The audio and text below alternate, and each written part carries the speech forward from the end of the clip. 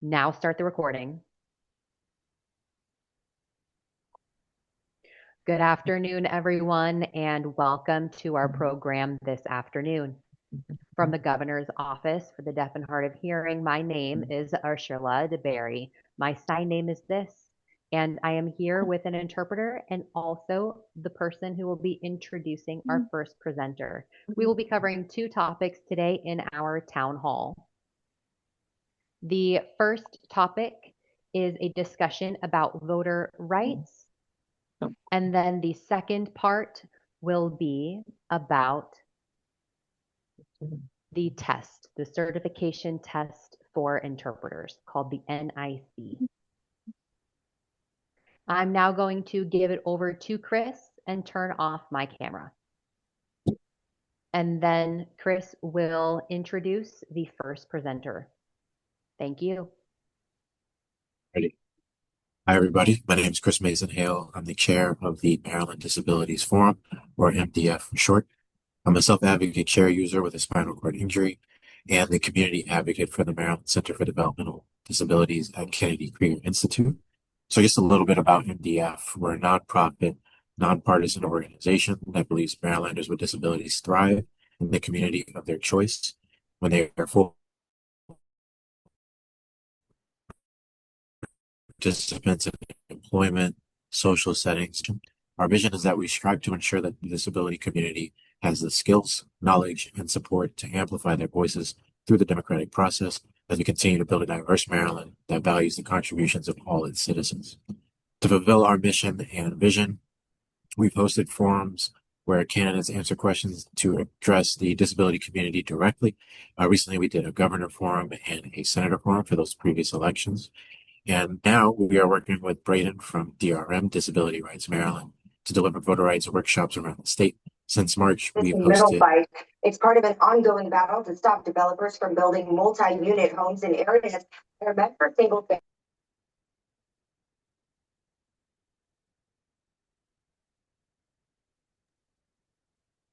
Can you hear me now? Are we good? Okay. So we're working with Braden and Jillian from DRM, Disability Rights Maryland, to deliver voter rights workshops around the state. Since March, we've held 7 workshops with more to come as we get closer to the election. I want to give a big thank you to DRM and Braden today for leading these workshops so that the community can build confidence. And with that, I'll pass it off to Braden. Thanks, everybody. Thanks for having me.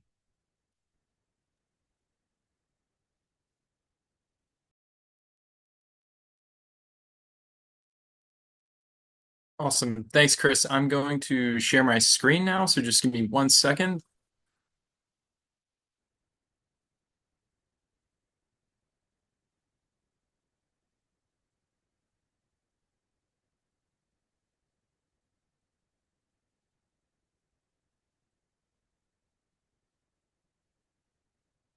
Awesome. Does that look okay for everyone? I'm always struggling with how's it's working Zoom. Fantastic, fantastic. Okay. Well, thank you, Chris. And thank you, Ursula, for having me here today to represent Disability Rights Maryland and just to talk a little bit about voting rights and what they mean for folks with disabilities throughout the state. Just piggybacking a little bit briefly off what Chris mentioned in our involvement with the Maryland Disability Forum.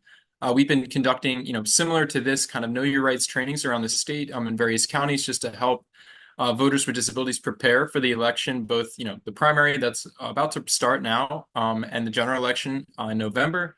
And our goal, like Chris said, is really just to educate and mobilize and make sure that, folks know that there's support out there for them in the voting process throughout all portions of the voting process, whether that's just, understanding how to vote to getting to the polls, to the physical marking of your ballots. And we're just trying to make sure that we're educating folks to make sure they're aware of that support and aware of how to, actually get out there in November and during this primary election season to make their voices known. And so I've got just some brief slides to go over, and I'm sure a lot of you are going to be familiar with a lot of this information already. So please feel free to chime in if you have any questions. I know there's a lot of information out there about mail-in ballots that I'm hoping to touch base on today as well. So please, if there's any questions while I'm covering, these really basic in a lot of ways voting rights, please chime in. Awesome. So just to start, I kind of, like to open up all the times I offer this presentation to folks, just highlighting how many Americans and also just how many Marylanders there are with disabilities. About 1 in 4 Americans have a disability. And, with that in mind, that's such a large block of folks, large block of community members that, if mobilized, if educated, if empowered to make it out to the polls on the primary and the general election, they can have a huge difference and a huge impact on, who we elect and who we put into power to make the decisions that have impact over our lives.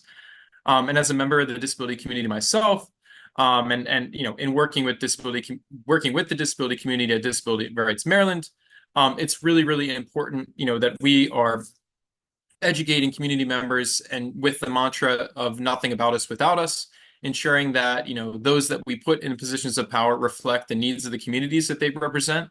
And there's really nothing better, than having someone in a position of power that can speak directly to your needs, to your community's needs, and to some of the circumstances that you maybe navigate in your day to day. And so, just continuing to build upon this concept of really empowering our community to get out there and to have a voice in the election.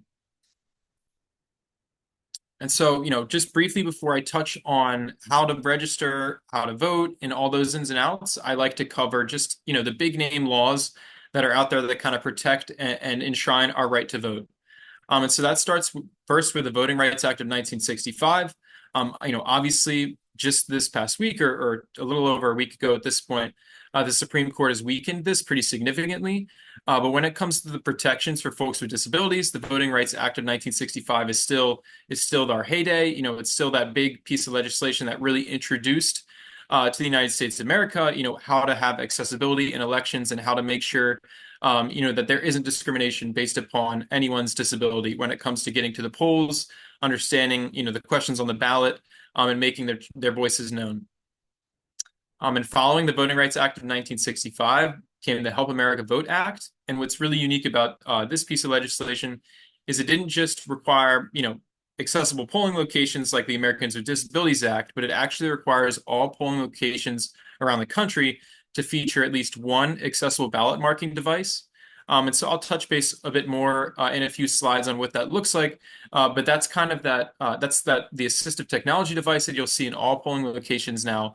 That allows voters to, use a touchscreen device to have speech to text, to enlarge the text, offer color contrast for folks with visual impairments and things like that. It's that, kind of do everything device that's really broken down how, folks with disabilities engage with the voting process. And that came from, like I said, the Help America Vote Act. So it's a really, really important piece of legislation, still impacting us today. Obviously, those two big ones, the Americans with Disabilities Act and the Rehab Act of 1973. I'm sure we're all familiar, on this call with how important those two pieces of legislation are. And in the voting world, a lot like they do, in the day-to-day, they work to make sure that polling places are accessible for mobility impairments or any other, issue that you might have with getting into a polling location like that. So, all of these pieces of legislation kind of tie together to enshrine our right to protect our right to vote and to provide a way in which to enforce our right to vote as well in case these are infringed upon. These are kind of our bedrocks that we look to for support when raising legal claims or addressing any issues that come up with barriers that could prevent us from voting. And so these are, four really, really important pieces of legislation that protect our right to vote. So now that we kind of know, big picture where our right to vote comes from, I just want to briefly touch on, the registration requirements in Maryland. And they're very, very straightforward. It's super simple. To register to vote in the state of Maryland, you must be a U.S. citizen and a Maryland resident, and you have to be at least 16 years old. You can't vote if you're under the age of 18. So although you can register at 16, and a lot of schools, a lot of places like the MVA support young adults with doing that, they will not be able to vote until they turn the age of 18. You also can't vote if you've been judged to be unable to vote due to a mental disability by a court. And you also cannot vote if you've been convicted of buying or selling votes, or you're currently serving a felony imprisonment sentence. And now touching on, how to register to vote. There's a few different ways, and each one kind of comes with its own accessible format. So, the main one or the biggest one that we think of when it comes to registering to vote is registering to vote in person. You can register to vote in person on the same day that you go to vote. And you can register to vote in many places like local schools, like I had mentioned. You can register to vote at the MBA, at your local board of election or the state board of election. And that would be done, by a paper registration. And that form, can be mailed once you complete it, or handed One directly. second, Braden. Yeah.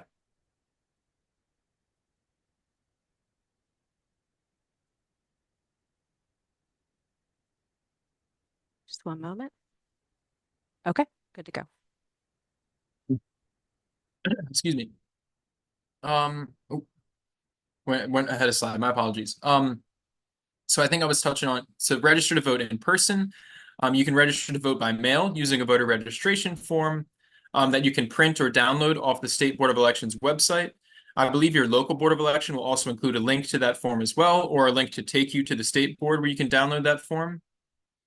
You can also fill out the registration form online through the State Board of Elections website, and that is as easy as just answering the questionnaire that they have on their platform, and then clicking submit. And it will submit that application to vote or to register to vote electronically in that form. And like I had mentioned, to start, if you wanted to register in person, you can register in person on the same day that you go to vote. This might change the type of ballot that you go to vote, whether that'll be a provisional ballot or regular ballot, and I'll share a bit more about those differences in a few slides. But we do in the state of Maryland offer same-day registration. So if you're uncertain, if you're registered to vote or where your polling location is, or if you have any uncertainty that might come up about registration on the same day as election day, it's best to just go to your local polling station and try to register if you're not already, or answer any questions that they may have for you about the registration process. And then you'll likely be able to vote either with a provisional ballot or the full ballot. Like, I got ahead of myself a bit. So same day registration. And like I was just saying, you can register to vote in person at an early voting location or on election day. And when you do go to same day register, it's important to bring with you a current Maryland driver's license, an ID with your name and current residence, and an official document dated within the last 3 months, such as a utility bill, a bank statement, or government check. And this is to show proof of residency and to confirm, that your address is in the right polling jurisdiction. And if it were not, maybe you were coming to the wrong polling location, they would send you to the right one to then vote with your full ballot, or you would be able to vote at that polling location that you went to in mistake with what's known as a provisional ballot. Awesome. So now, we know who can register and how to register. It's the big part, the most important piece of that puzzle is how to vote, how to actually get to the polls and make your voices heard. So you can vote in 3 different ways. A registered voter can vote in their county of residence on election day at the voter's assigned polling place. They can vote prior to election day at an early voting center, or you can vote with a mail-in ballot. Excuse me. And I'll share a bit more about each of these in the coming slides. So early voting, I believe, starts on June 11th, if I know the date off the top of my head. Someone can fact check me on that. I think it starts on June 11th and goes to June 18th. And any registered voter can vote early at their county's early voting center.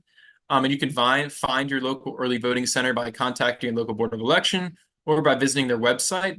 They will absolutely include this information on the local board's website to tell you where the early voting centers are. And what's great about early voting is, obviously it's a great way to beat the line. So it's really, really helpful for folks with disabilities to, have a plan in place on how they plan to vote, how they plan to get to the polling location. And getting that plan in place well before election day is definitely the best practice. And early voting, I've found with a lot of community members and with myself, is the best practice to avoid those long lines that you might run into, or just to avoid any sort of problems that might pop up on election day, whether that be a question about your registration status, a question about which polling location to go to, or even just a question about the support or accommodations you might need while at the polling location to vote. It's best to just start that process as soon as possible. And early voting kind of gives you the ability to do that. If you have any questions about accommodations or what support's available to you from election poll workers, it's great to reach out to your local to your polling center and ask them about what's available to you. And then if you plan to go during the early voting period, those poll workers will have more of an opportunity to provide you with that support than they might be, on a very, very busy election day when there's lots and lots and lots of voters flocking to the polls. So early voting is just a great way to get out in front of those lines and to make sure, that you're prepared and, checking off all the boxes that you need to, rather than waiting for election day where, anything could truly go wrong, right?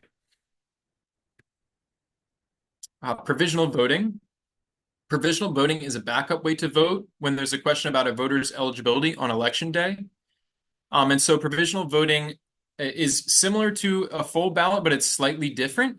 The voter will fill out a ballot just like any other voter, but it's set aside and it's counted once the Board of Elections confirms the voter's eligibility to vote. And so some common reasons why a voter would use this method is if the voter's name is not listed on the voters list at your polling place, if there's a question about your address, if records show that you had already casted or requested a mail-in ballot, or if you showed up at the wrong or incorrect polling location, the poll workers there would have you fill out a provisional ballot. And the only difference between a provisional ballot and a regular ballot is that the provisional ballot just may not feature those local questions that you would be able to answer if you had gone to the right polling location in your right county of residence. So this might be local races, county-wide races, school board races, even potentially some local ballot questions or ballot initiatives might not be on that provisional ballot. So it's important to make sure that your registration is up to date, that you're going to the right polling location, and that basically all the steps that you've taken have been proper so that you can vote and answer every question that you would if you were voting on the full ballot. But just the caveat, if you are voting provisionally, it is counted at the end of the day once the Board of Elections is able to confirm your, registration information. So for those big, the federal elections, all of those questions and the gubernatorial, any state Senate, any federal Senate and federal, any House of Representatives races will be on that provisional voting ballot. So you'll be able to weigh in on the big ones, if that makes sense. Now mail-in voting. And a hot topic right now. Obviously, there's been a lot of news just this week with mail-in voting in our state. And I'll touch based on that briefly, but I just want to start to, offer up kind of what mail-in voting is. And any registered voter can request and submit a mail-in ballot. You can receive a mail-in ballot by mail or via an email link. If you were to receive the ballot by email link, you can actually fill out the ballot online through your assistive technology device, through your laptop, through your phone even. The only catch is that you then need to print off that completed ballot, and you would then email that, or you would then mail that ballot back into the Board of Elections or to drop that off in a ballot drop box. You must return your ballot by mail at a ballot drop box or hand delivered to your local Board of Election by 8 p.m. on Election Day. And the Maryland State Board of Elections has advised all voters who use the mail-in voting method to place their completed ballots in one of the 286 ballot drop box locations. You can find a list of where the ballot drop boxes are located in your county on the State Board of Elections website. And it's very, very important, this year as well as years in the future, to avoid having to depend upon the U.S. Postal Service's date stamp or time stamping method and the strategy that they employ there. Because it is possible that if you got your ballot to them by 8 p.m. on Election Day, it would not be date stamped till the following day, and therefore would not be counted. So it's very, very important, for folks that are using the mail-in ballot voting method to make sure that they drop their ballot off in a ballot drop box, because those ballot drop boxes, will ensure that your vote is counted on Election Day, and not only will they ensure your vote's counted on Election Day, they also will protect your ballot. Those ballot drop boxes are monitored by the local and state Board of Election officials. Once you put the ballot in the ballot drop box, it falls into a secured lockbox in the bottom of the larger container itself, which can't be tampered with and has locks on it that would indicate if the ballots had been tampered with or if there were any issues with that ballot drop box itself. And so these are secure, safe places for you to put your voted mail-in ballot. And it's very important, like I said, to just avoid any issues that might come up with the U.S. Postal Service. And to do that, you would want to put your mail-in ballot in one of the ballot drop boxes. And there's 286 of them around the state. So, the other important information about mail-in voting that we've heard this week is that there was a mistake by the State Board of Elections when it came to the mail-in ballots that had been sent out. So there will be replacement mail-in ballots mailed to voters by May 29th for those that requested mail-in ballots prior to May 18th. And it's as simple as following the instructions that come on that replacement ballot and returning it. There's nothing else that you need to do. You can track the delivery of your replacement ballot on the State Board of Election website in the same way that you would track, your previous mail-in ballot. You can see when you put that ballot in the mail, when they've received it, and when they've counted your ballot. And all mail-in ballots delivered after May 19th will not have any issues. And so that, if you receive your mail-in ballot tomorrow or moving forward, it is the correct mail-in ballot. And you shouldn't have to worry about receiving a replacement ballot or dealing with any of this issue that's popped up. Awesome. So, now that we've covered voting methods, I want to shift gears and talk about accommodations and accessibility supports that are available for voters. And this is really important to highlight. Obviously, there's a lot of need out there, and it's very important for folks to know that you can get support with all aspects of the voting process. So there are accommodations and support available for you if you need assistance with understanding, reading, or physically marking the ballot, learning about candidates or issues, using the voting equipment itself, getting to or from the polling place, or support with transportation, or even just being able to vote from a hospital or facility if you're currently living in a facility or under going through a hospital stay of some sort. You are able to vote from both of those locations and with all support that you would be if you were voting in person. So polling places have lots of physical access requirements. As I had opened up presentation and talking about the ADA and the Rehab Act, this is kind of where those come from. And so polling locations are all required to have accessible parking spaces that are marked clearly for voters to use. They're required to have an accessible path of travel from the parking area to the polling place, including curb cutouts. They're required to have accessible entrances to the building, including ramps, which, if necessary, signage indicating the accessible entrance, and seating for voters waiting to vote. And a bit more about the ballot marking device that I had touched base on earlier is Maryland has in every one of its polling locations at least one accessible ballot marking device, or BMD. And what's very, very unique about this device is the angle of the voting machines can be moved for your comfort or vision. If the machine is too high to reach, you can have it moved to a table that's more easily accessible for you. You can also have the device taken off the table and placed in a lap if you need to have full control over it in that capacity. The device has large print or high contrast, so you can see selections easier and understand the prompts better. There's also an audio ballot available and headphones provided for folks that might need to use that option. And just as if you were voting with a paper ballot, support is available for you throughout this entire process. If you needed support with clicking the selections, if you needed support with reading the prompts on the screen, you're allowed to have a support person there with you to assist and to provide that for you. And I like to highlight, this is a very important piece of that puzzle is that all voters, regardless of whether they have a disability, they may request to use the accessible ballot marking device. And poll workers are not allowed to ask why you have requested to use the machine or question a voter as to what disability they have. And so I like to highlight this because when I vote in person, and this past year I think I voted by mail, but previously when I vote in person, I try to make sure that I use the accessible ballot marking device because this, whether or not I have. Brayden, could you hold on just 1 second? We're going to switch Yeah. interpreters. Sorry.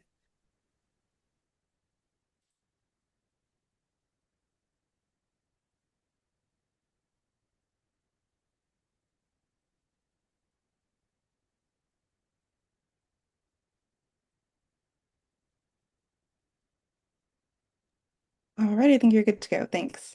Yeah, no problem. What I was saying, so it's great for folks, regardless of whether they have a disability that requires it or regardless of whether they have a disability at all, to request to use the accessible ballot marking device when voting in person, because this puts the onus on the poll workers that are there to make sure they know how to hook the device up, make sure they know how to turn it on and support folks with using it, so that, when that individual does come along that needs to use the accessible ballot marking device, the poll workers there know how to support folks with using it, and know how to make that process easier for that voter. Another accommodation that's available for folks that need it is assistance by a person of your choice. And this is very straightforward. You can bring someone to help you vote as long as that person is not your employer or an agent of your employer, an officer or agent of your union, or a poll challenger or poll watcher. You can also request assistance from an election judge. And what's great about the assistance by person of choice is that they can assist you with every aspect of the voting process, whether that is as simple as transportation to the polls, or even just physically marking the ballot itself, or even clicking the prompts on the accessible ballot marking device. This person of your choice can really help you understand the ballot, understand the questions on the ballot, who the candidates are, basically provide that hands-on support with any aspect of the voting process that you might need. And it's great to, work with the person of your choice to practice on sample ballots, in case you didn't feel comfortable bringing someone to help you vote in person. You could have that support with practicing on sample ballots just to make sure that you're more prepared for when election day rolls around. Awesome. So just briefly, I wanted to touch base on how your voting rights might be affected by guardianship order. And under Maryland law in the state of Maryland, if you're under guardianship for mental disability and found by a court to be unable to communicate a desire to vote, you are not eligible to vote. Now, that is a bit of some legalese there, but what it really means is that guardianship does not automatically remove the right to vote in Maryland. And I'll say it again, just so we all understand, guardianship does not automatically remove the right to vote in Maryland. In a recent appellate court of Maryland decision in the matter of William Pewsley last year, or I believe it was last year or the year before, really clarified that for an individual to show that they want to vote or to show that they have the mental capacity to vote, all they need to do is communicate a desire to vote. And so again, that's a very low burden to meet. And so folks under guardianship orders are more than likely allowed to vote and have the right to vote unless that order specifically revokes it. So again, guardianship does not automatically remove the right to vote in Maryland. We are one of the states that uniquely does not take away individuals under guardianship's right to vote, which is great. So I just wanted to highlight that for everyone here. Awesome. Now, so next I want to cover, in case you need an accommodation to vote during a medical emergency. And for individuals who are unable to vote at a polling place due to a stay in a hospital or nursing facility because of a medical emergency, they're able to request a mail-in ballot. And hospital staff, nursing facility staff, or any residential staff that are there to support you with your medical needs are also able to support you with the voting process. So those individuals can provide you, with that mail-in ballot, can tell you how to request it, can provide support with requesting it. So really, there's a lot of support available to you in those settings. It's just making sure that you're aware of it, and are proactive, in any capacity that you can, to ask for that support. So now briefly, I just wanted to touch on, how might living in a nursing facility or an assisted living center, impact an individual's voting rights. And in 2020, the Centers for Medicare and Medicaid Services issued a memorandum affirming the rights of nursing facilities residents to vote.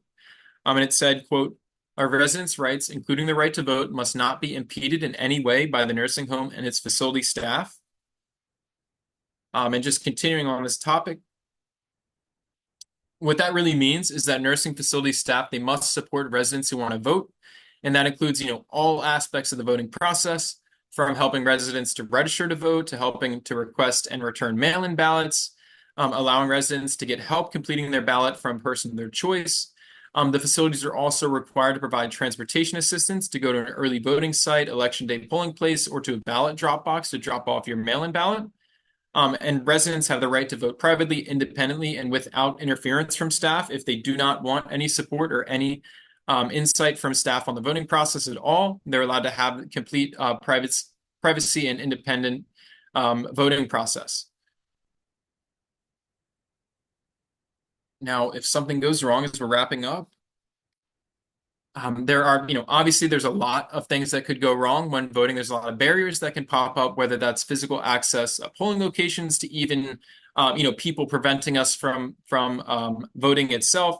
I'm sure we've heard lots of crazy stories over the past few election cycles of, folks at polling locations, maybe not acting in the ways that they should and preventing some folks from some other community members from having the opportunity to vote. And so if you have any reason to think that the Title III, the Help America Vote Act, was violated during your voting process, if there was ever a barrier that popped up for you due to your disability while you were trying to vote, you can file a complaint in writing signed by a notary public within 60 days of the incident that you're reporting. And you would file that complaint directly with the Maryland State Board of Elections. If you need support with filing that complaint or understanding how the process works a bit more, please feel free to reach out to someone like myself, and we can walk you through, through that process and provide some guidance on it.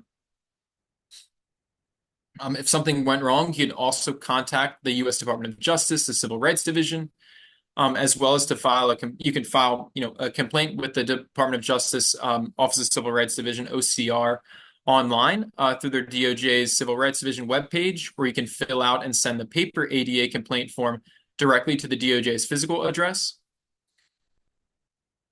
And voters, can also contact the U.S. Election Assistance Commission for assistance in dealing with accessibility issues, or organizations like protection advocacy organizations, which is exactly what Disability Rights Maryland is.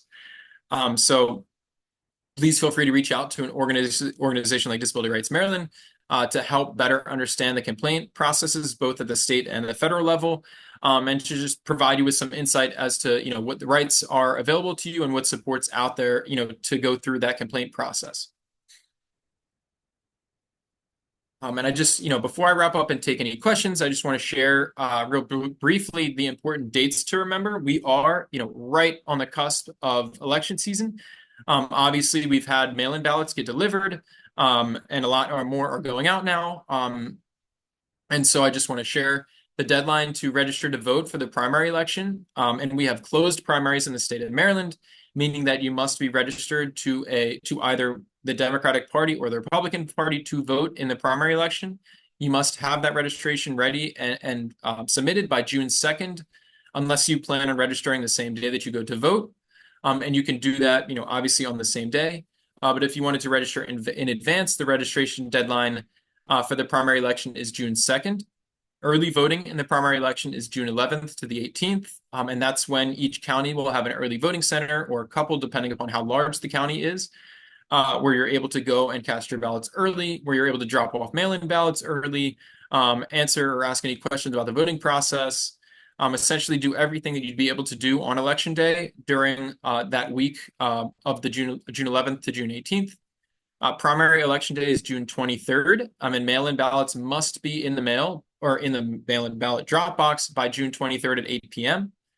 And the same thing goes for the general election day on November 3rd. On November 3rd, mail-in ballots must be in the mail by 8 p.m. or in a ballot drop box by 8 p.m. to be counted. The deadline to register for the general election is October 13th, as well as you could register same day, like I had mentioned before. And early voting in the general election is from October 22nd to October 29th. So with that, I think that was all the slides I wanted to cover today, just giving everyone a real brief overview of, the importance of voting, as well as what voting rights are, what accessibility supports are available to folks that are planning to vote in this election cycle. And so here, is my contact information. If you were to have any barriers that were to pop up while voting, if you were to have any questions about the voting process itself or your eligibility to register, please feel free to shoot me an email at that voting@disabilityrightsmaryland.org email. And we would love to have a conversation to learn more about, the issues that you're navigating and how we can best address them to make sure that you're able to vote both in the primary election and again in the general election in November. So with that being said, I'd love to, I'm going to stop screen sharing, and I'd love to open it up to questions if anyone has questions.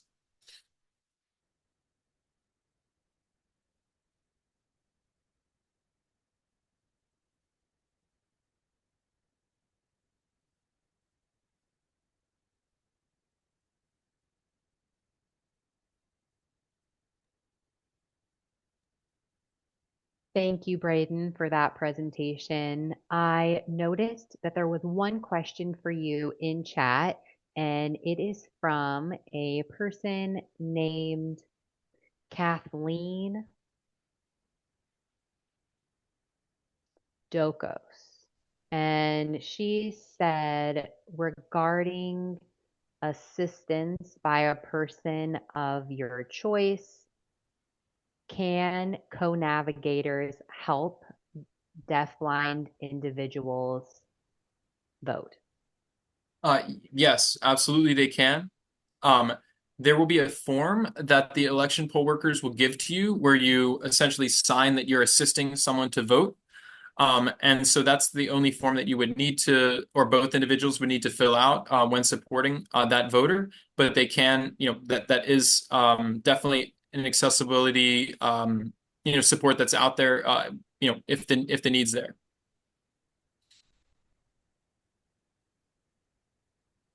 Okay. Any other questions? All right. Well, I'd like to take a moment for Job to introduce himself. After this presentation, I understand you've gone around the state explaining a lot about voters' rights, and I'd like to say we really appreciate that, and we're glad that we caught you at the right time when we can get attention in about this to our deaf and hard of hearing group. Yeah, of course. So Thank you thank for you having again. me. And if you could come up and say a few words about your role in the Disability Forum, please do come up. If not, we'll move on. But otherwise, thank you, Braden. Yeah, say a bit more about my role in the Disability Forum.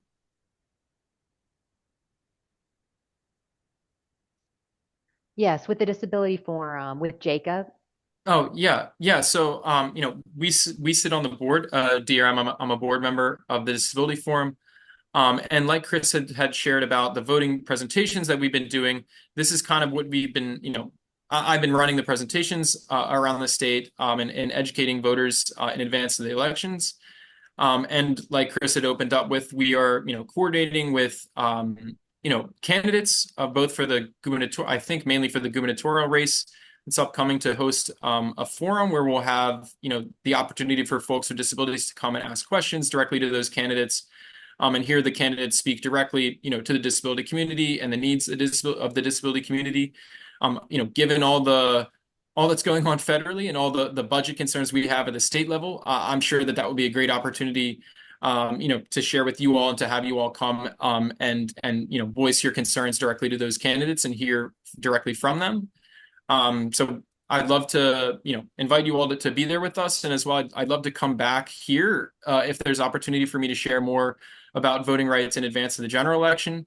Please feel free to let me know. It's been a great opportunity, and I, thank you all for the time.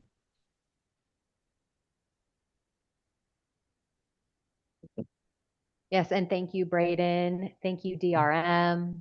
Thank you, Disability Forum. Really great people in supporting us in our effort. Thank you also, Maryland Works, as well, for your support. And we will go ahead and close this out and talk more later.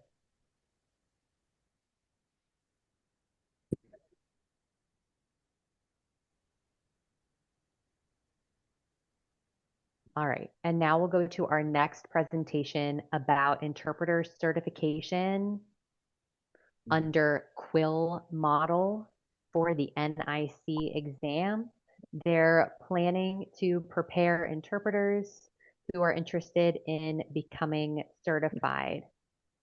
Please go ahead and come up and introduce yourself.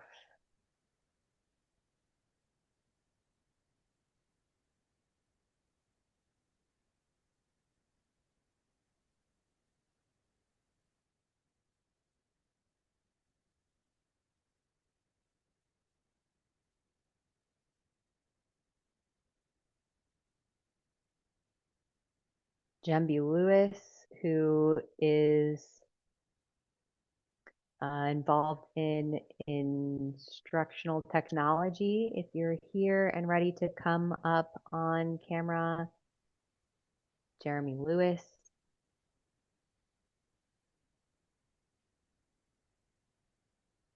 Who's here from Quill Model?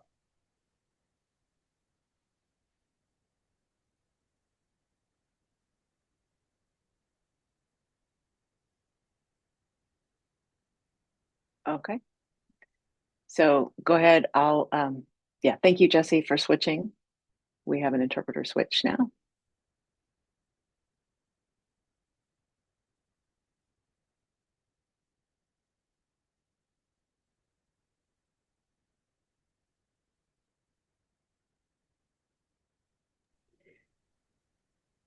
Sorry, Jesse, are you the interpreter? Yes, I'm an interpreter. Okay, thank you for that clarification.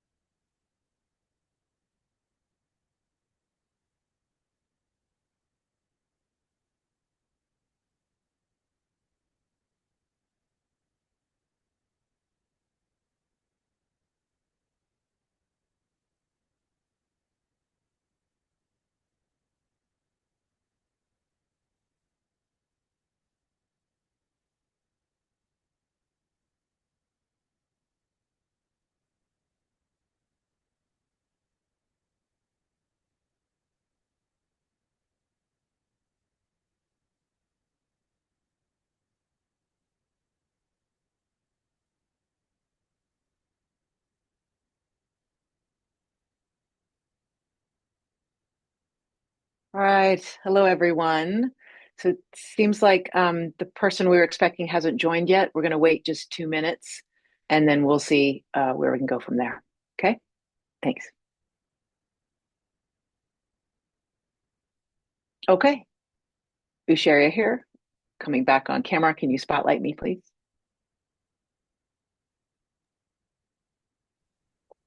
Yeah, I'm going to go ahead with the next slide.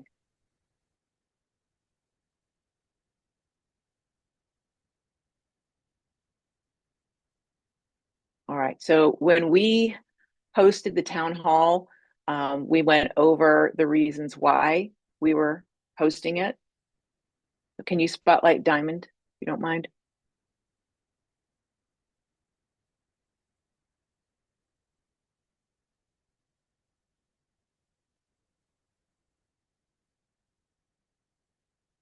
Okay. So we are looking forward to questions and concerns. Anything that needs to come our way and gain our attention. You can raise these items now, or you can email your question or concern to us. Questions and concerns can be, and next slide, please, we'll cover that.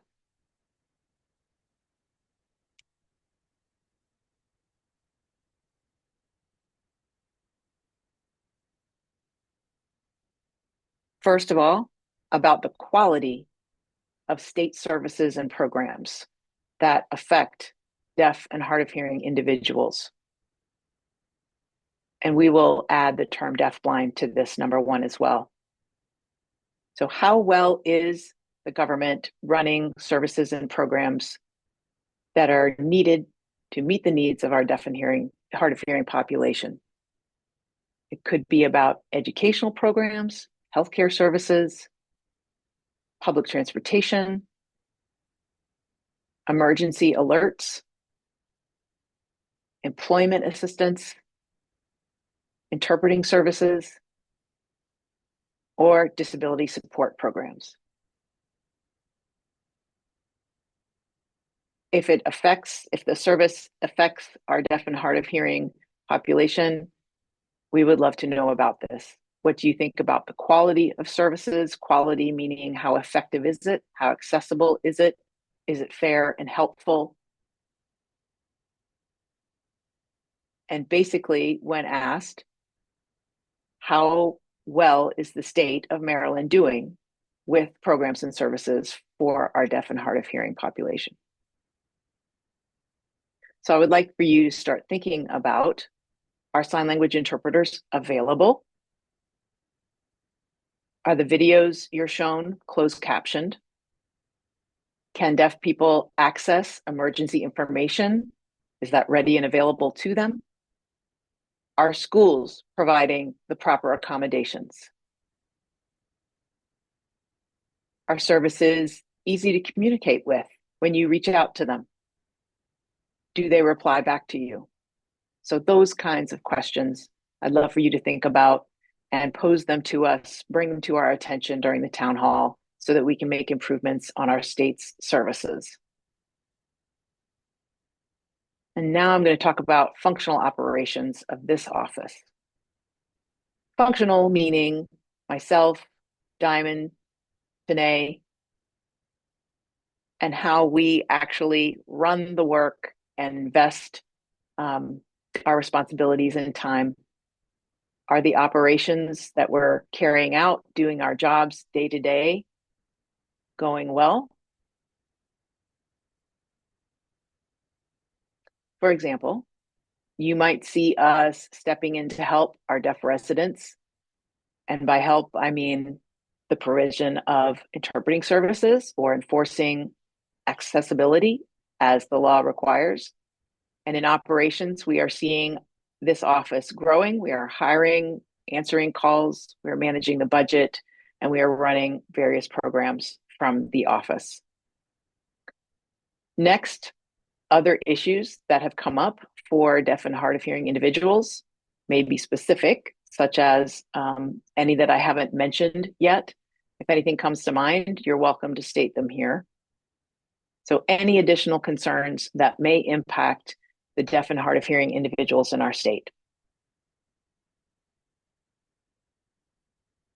And the last one is about coordinating with other units of the state and federal government services provided.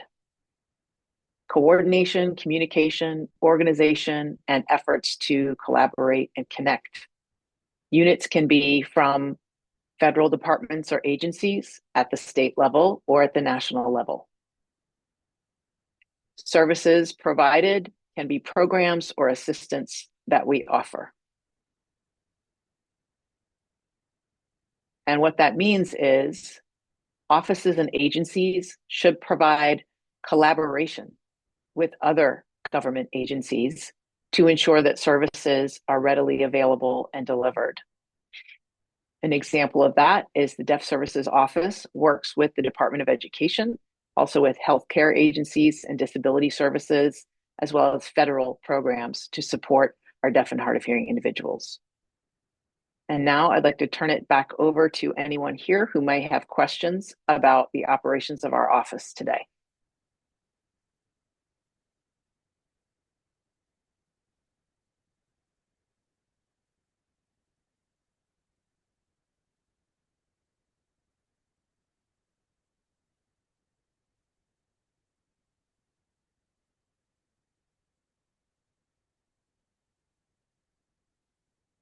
Okay, any concerns from anyone?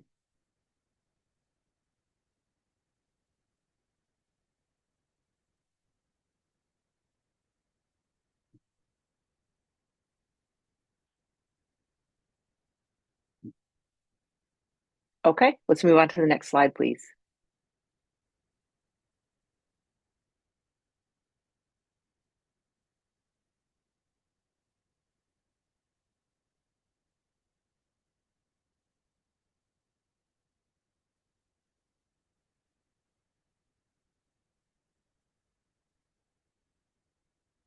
Okay, I'm going to pause for a moment.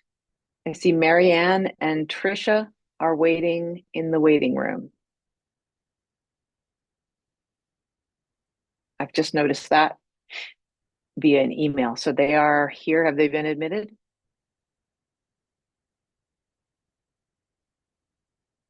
Diamond here. They may have had the wrong link because I don't see them.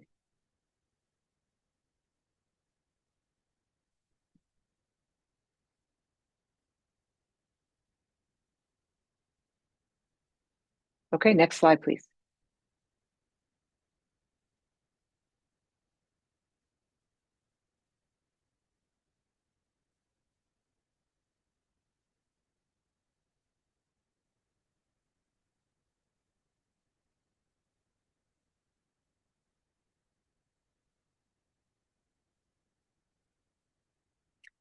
Next slide.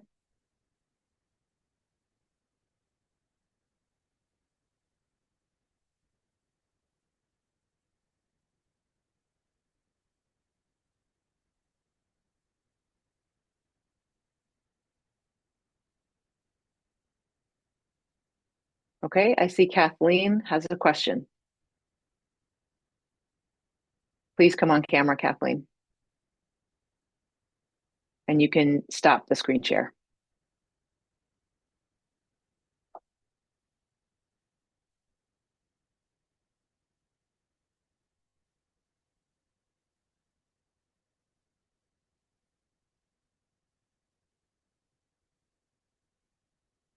Kathleen, what is your question?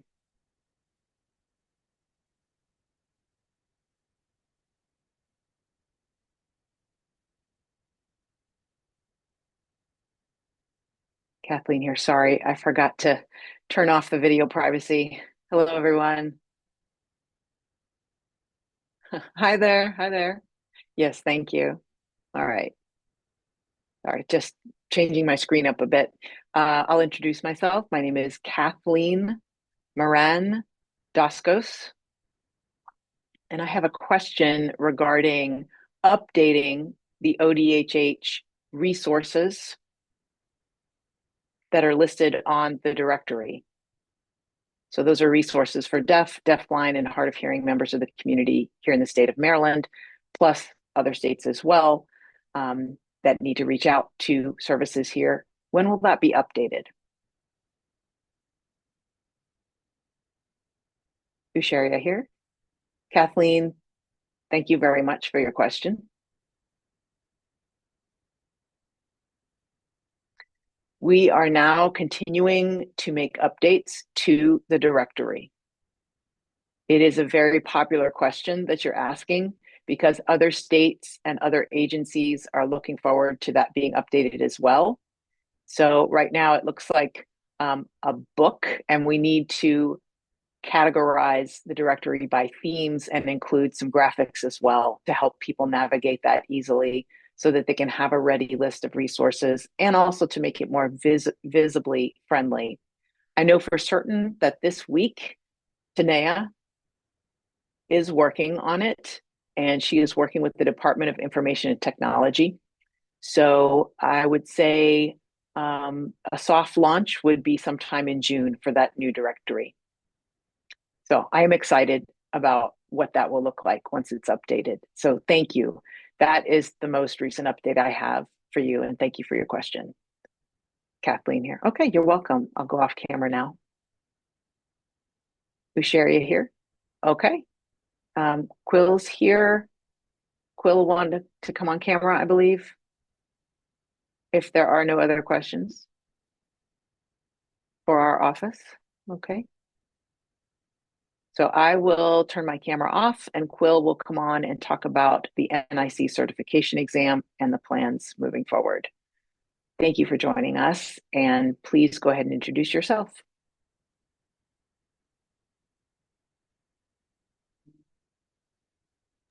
Hello, everyone. My name is Marianne Kreisman, and I am a leader at Quill Model. We are happy to be introducing ourselves to you. We're from South Carolina, and we work all over the US.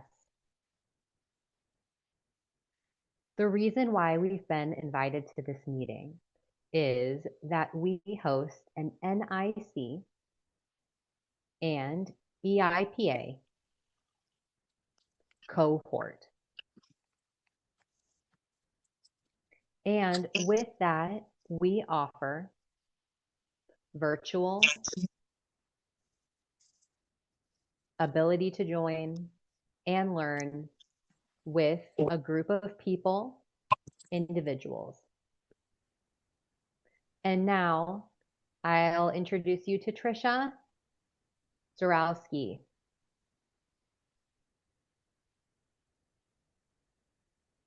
Hi, I hope everyone can see me. I'm so sorry, I was having technical difficulties, so I had to join from my phone. But thank you for coming today. So for Quill Model, we have the NIC cohort and the EIPA cohort. Also, soon we will have a BEI cohort.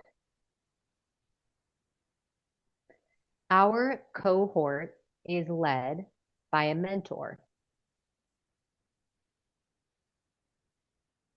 For the NIC, the mentor has experience in Texas and South Carolina and North Carolina as an interpreter.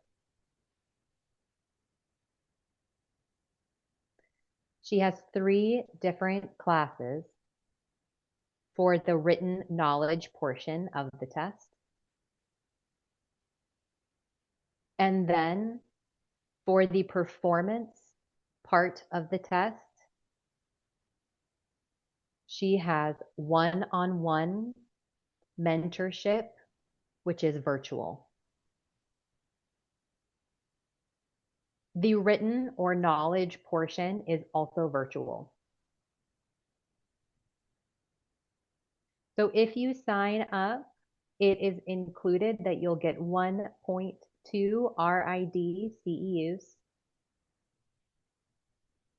And also there is a pre-assessment of your skills.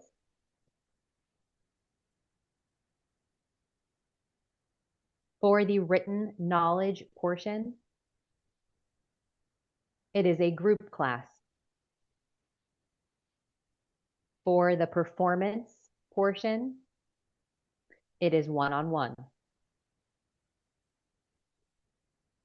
You can decide if you want to do the written knowledge portion individually. Maybe you have that done. Or if you want, you can decide to do just the performance part. You can do them separately or you can bundle them together. If you do bundle them, then there is a discount.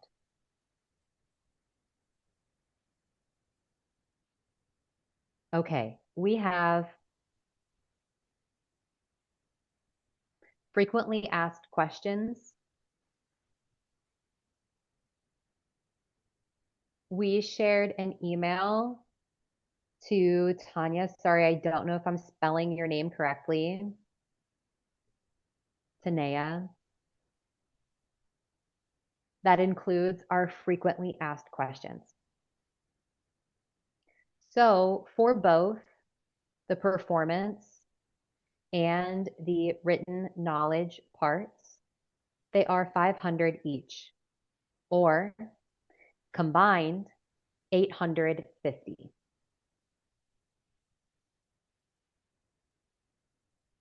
It is offered 2 times a year in the summer and secondly in the winter.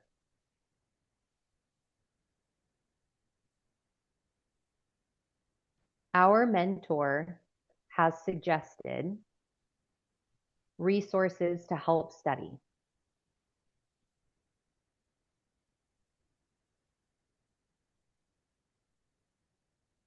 For the class, you only need free YouTube videos.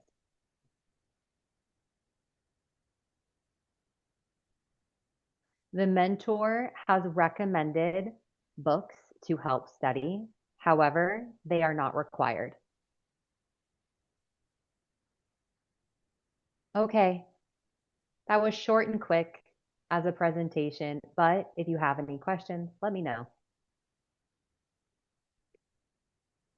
This is Marianne. We also do have a slide to share in the presentation. If it's possible to bring up that slide, because right now it is not being shared on screen. And I'm not able to share from my phone. This is Trisha. Sorry. This is Mary Ann. Thank you. This is Usharla. Do you have any, there are questions in chat. Do you see it, or would you like me to sign that question? If you could sign the question, please. Usharla, the question is regarding following the RID Code of Professional Conduct. Will any questions on this topic be discussed? This is a question by Kathleen Doskov.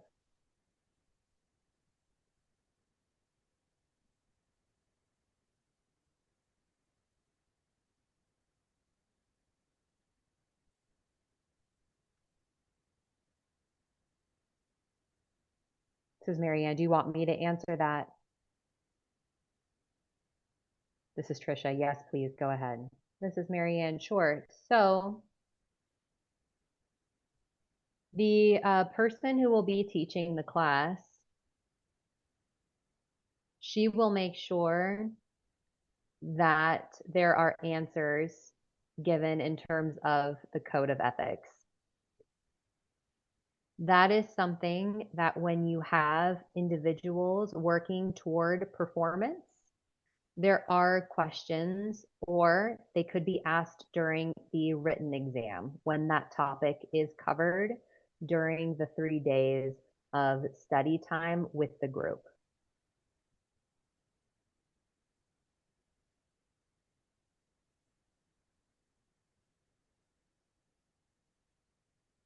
Any other questions?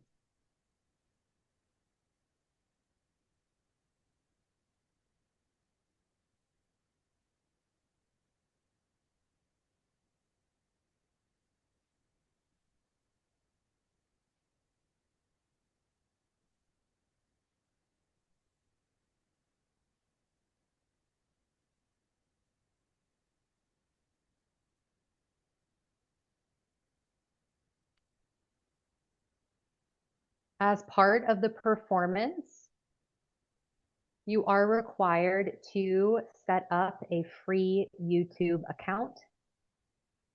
And the reason for that is because you will be recording yourself signing, and then that video will be reviewed. It'll be reviewed before you meet one-on-one.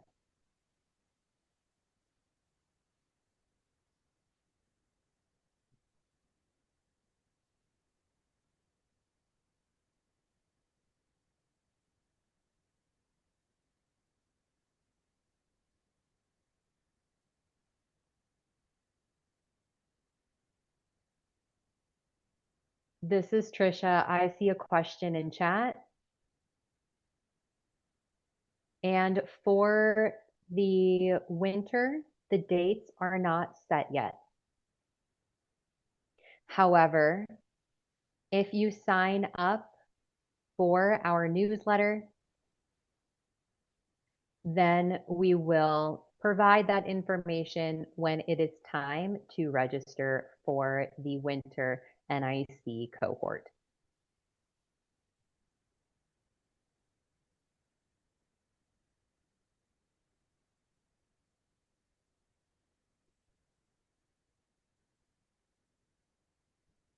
This is Mary Ann. Any other questions?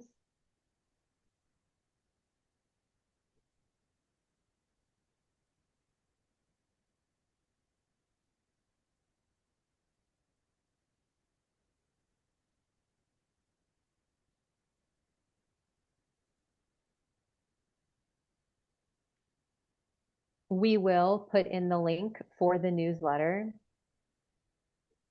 We will put it in chat.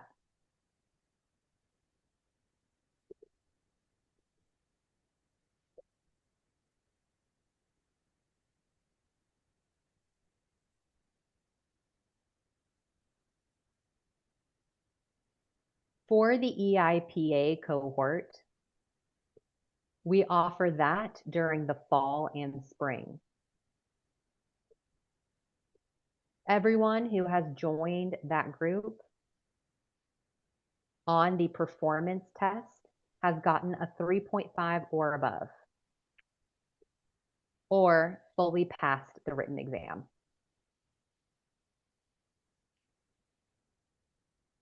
So far, we've had good responses.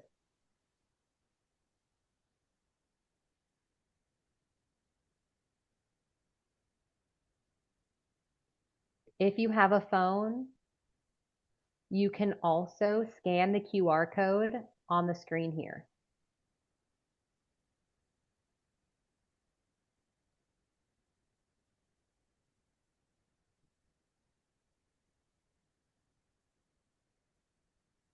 If you'd like to reach out to us via email, our email is here on the bottom of this screen. You can also reach out to us through chat as well.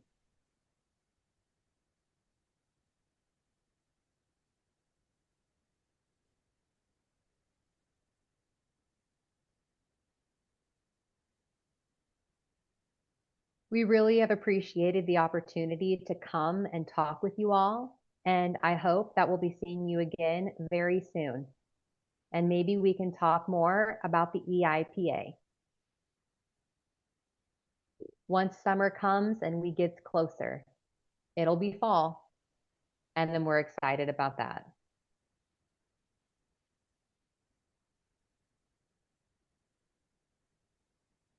This is Trisha, and I agree with Marianne. We will share our email in chat. Okay, and thank you.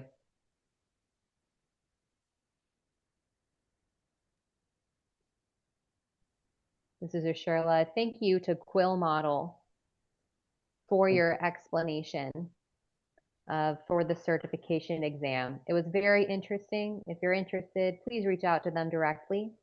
And now you can see their emails posted in chat.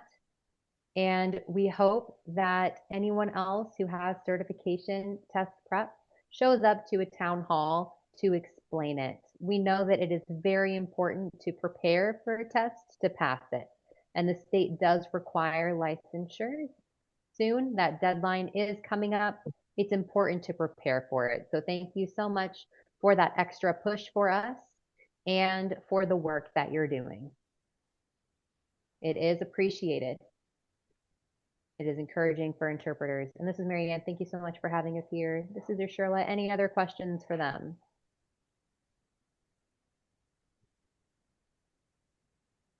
All right. Well, thank you so much. You can turn your cameras off now.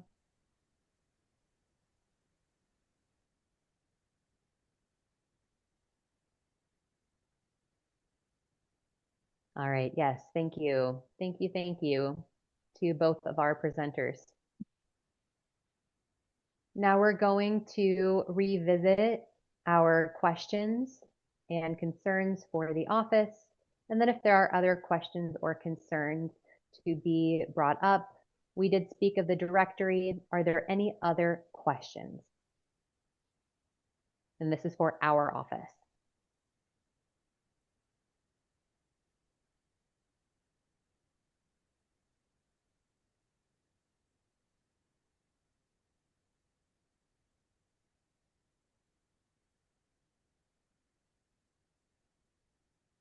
Seeing none, if anything comes up later, you can always email us into our general email account, which is gov.odhh@maryland.gov.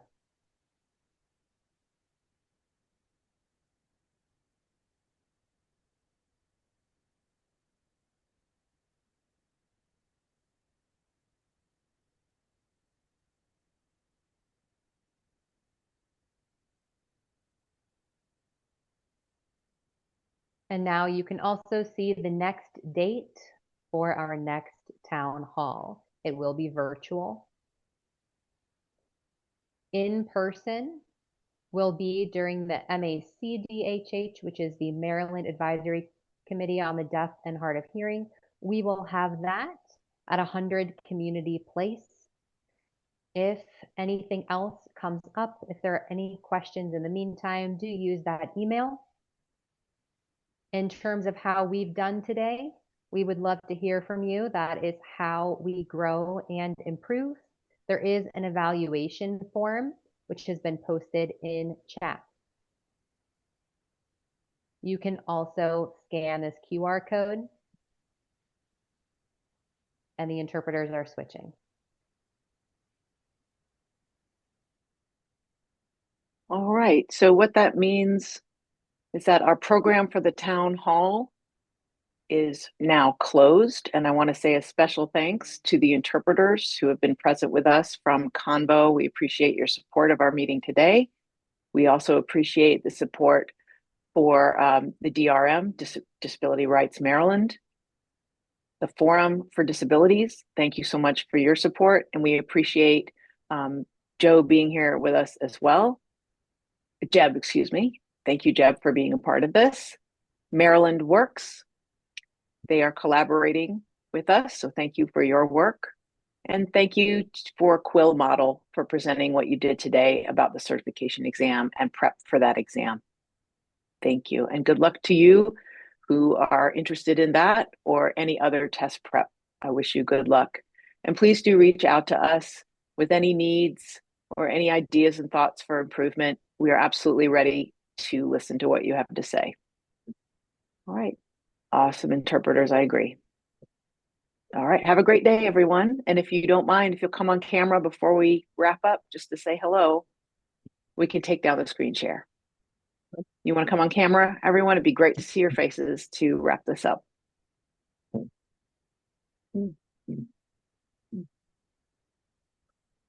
Hello, everybody. Hi, Leslie.